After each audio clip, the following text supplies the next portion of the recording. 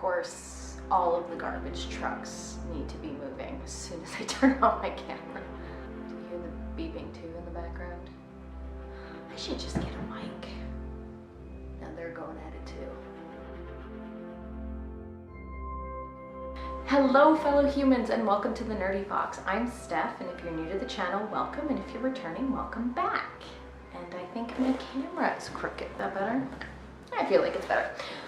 Okay, so this is going to be a May wrap up, June TBR, and a little update of me and what's coming up next, what I'm planning, all that fun stuff. My plan is to post one video per week and then post a book review every other week on Sunday. My posting will be on Friday. This is what I'm planning. And I realized if I'm only posting one video a week, I might as well do the wrap up and TBR in one video anyway, because they tend to go one right after the other. So why wait a whole week to figure it out? Because by the time I finish whatever I'm reading, I already have an idea of what I'm planning to read for the next month anyway, and it'll be a more fun video this way. Okay, so we'll start with the wrap up. I did not read a lot in May. Like I've said many a times, life was happening, so I didn't get that much done, but I will tell you what I have read. Physically, I read The Burning Hotels by James Lampion. This is a graphic novel that I picked up just because I liked the idea of burning hotels, and then I think I picked this actually for one of my, read the first couple sentences and then put it on your TBR if you like it. I gotta say, this is not what I was expecting at all. This is an amazing memoir into a mind of a person who has been diagnosed with autism. It's about his life, but it's also about these 3 hotels that burned in his hometown periodically through life. So there's a little bit of history, but there's also about him and how he grew up with it.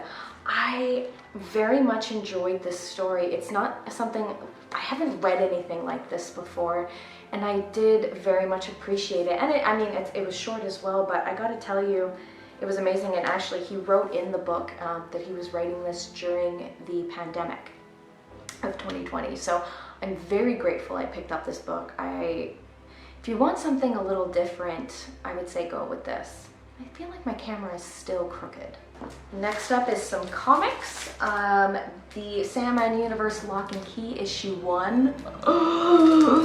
This is so good. I can't wait. So it's basically, this is a prequel to both the Locke and Key series, the original series, and Sandman. Well, in the first trade, it could have been during this time because he was trapped by this person for a really long period of time. Anyway, so it brings the magic of Locke and Key and Locke House. I think it was called Key House, wasn't it?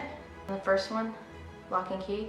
Yeah, because their last name was Locke and it was Key House. Get it? Locke and Key. It brings the magic of the Locke and Key universe with the Sandman universe, and I cannot wait for this series to continue. Next up, we have Duplicant. This was one that I picked up just because I liked the cover, and it turned out the story was amazing.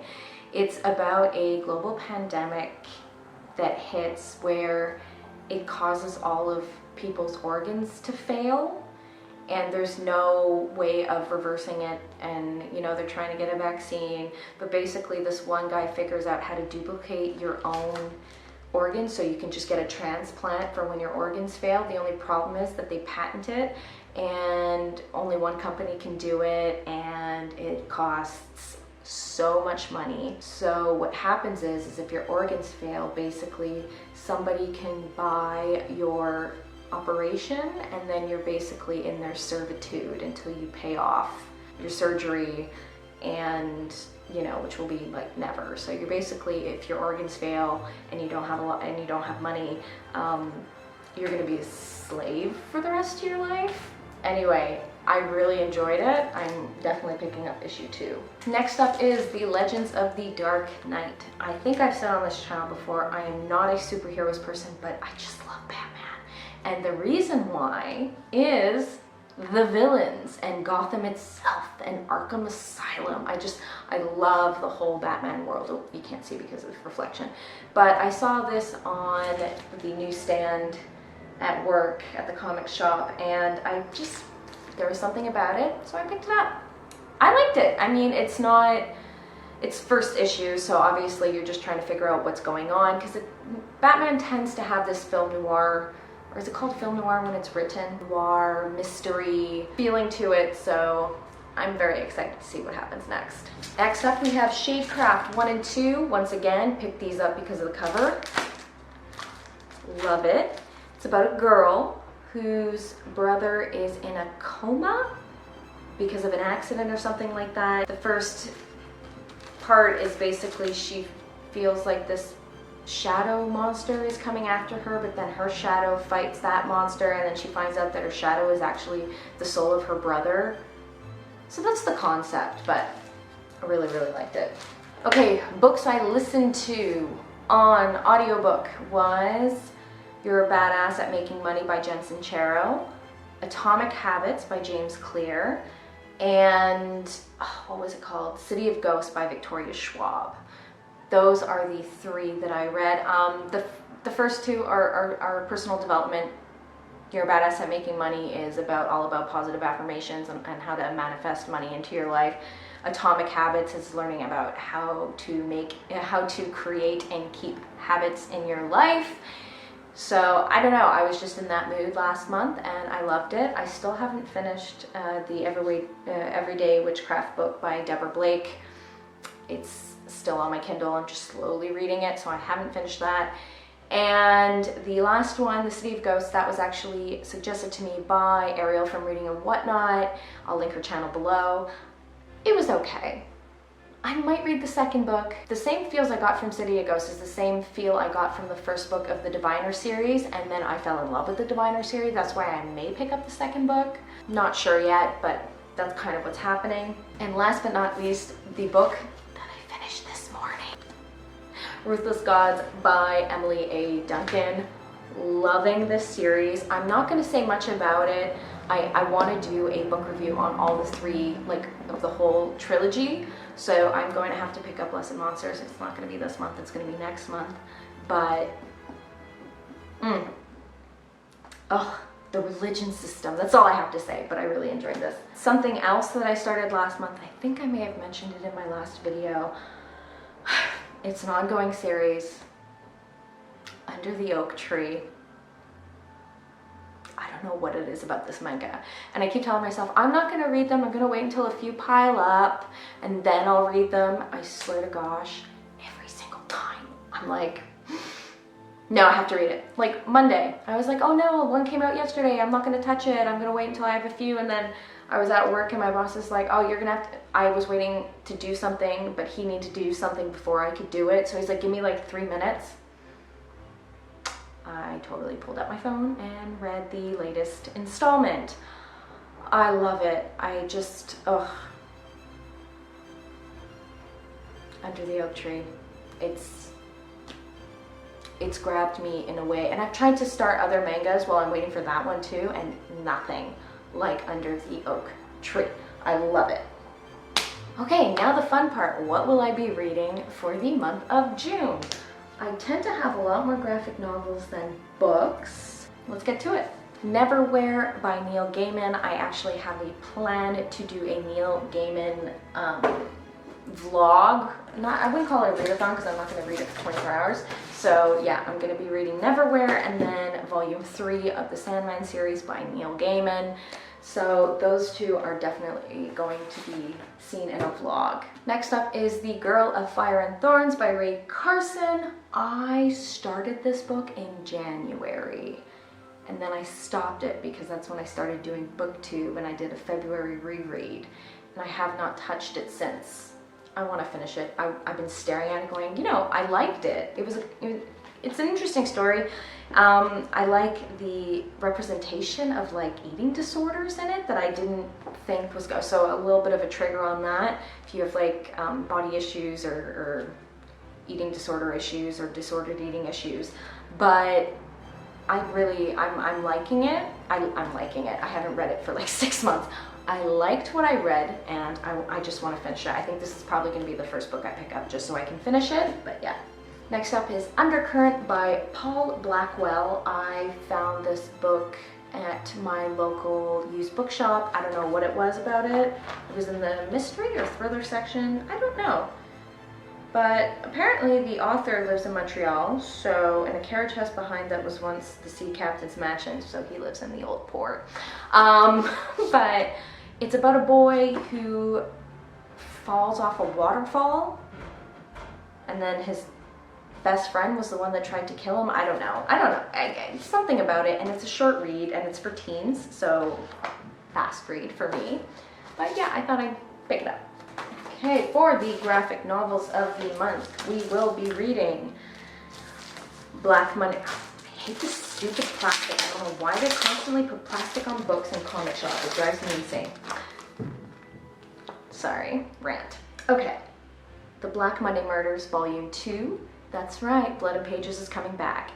Ariel and I will be reviewing this at some point this month. Next is Sleeping Beauties, a graphic novel part 1 by Stephen King and Owen King.